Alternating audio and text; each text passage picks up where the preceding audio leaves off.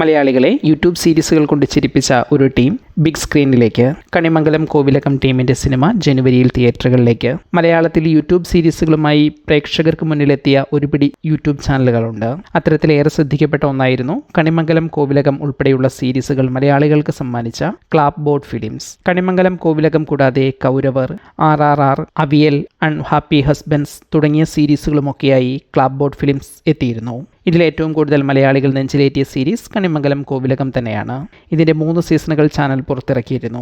നിലവിൽ സിനിമ എന്ന സ്വപ്നം യാഥാർത്ഥ്യമാകുമ്പോഴും ഇവർ നൽകുന്ന പേര് കണിമംഗലം കോവിലകം എന്ന് തന്നെ. അതും ക്യാമ്പസ്, ഹോസ്റ്റൽ ലൈഫ് എന്നിവ മുൻനിർത്തിയുള്ള ഒരു സിനിമ തന്നെയാണ് ഇവർ മുന്നോട്ട് വയ്ക്കുന്നത് എന്നാണ് വിവരം.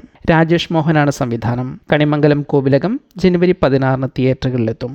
മുഹമ്മദ് റാഫി, അജ്മൽ ഖാൻ, ടോണി കെ ജോസ്, അനൂപ് മുടിയൻ, അഭികൃഷ്, വിഘ്നേഷ്, സാന്ദ്ര ചാണ്ടി, അമൃത അമ്മൂസ്, ഗോപു നായർ, ഹിബ്രാസ്, അശ്വന്ത് അനിൽകുമാർ, സിജോ സാജൻ, റിഷാദ് NK, ധനിൽ ശിവറാം എന്നിവർ ഉൾപ്പെടെയുള്ള വലിയ താരനിരയുള്ള ചിത്രത്തിൽ മിനു സിജോ, ശരത് സഭ തുടങ്ങിയവരും അണിനിരക്കുന്നുണ്ട്. അതേസമയം ചിത്രത്തിലെ ചില ഗാനങ്ങൾ ഇതിനോടകം പുറത്തിറങ്ങി. ചിത്രത്തിന്റെ ഇൻട്രോ സോങ്ങും ഹോസ്റ്റൽ സോങ്ങും സോഷ്യൽ മീഡിയയിൽ വൈറലാകുന്നുണ്ട്. നിങ്ങൾ കണിമംഗലം കോവിലകം എന്ന സീരീസിന്റെ പ്രേക്ഷകരായിരുന്നോ? ഈ സിനിമ കാണാൻ നിങ്ങൾ എക്സൈറ്റഡ് ആണോ? കമന്റ് ചെയ്യൂ. ഈ ചാനൽ സബ്സ്ക്രൈബ് ചെയ്യുക. ഒപ്പമുള്ള ബെല്ലൈക്കൺ അമർത്തി ഓൾ എന്ന ഓപ്ഷൻ തിരഞ്ഞെടുക്കുക. അഭിപ്രായങ്ങൾ കമന്റായി രേഖപ്പെടുത്തുക. വീഡിയോ ഷെയർ ചെയ്യുന്നത് പരിഗണിക്കുക.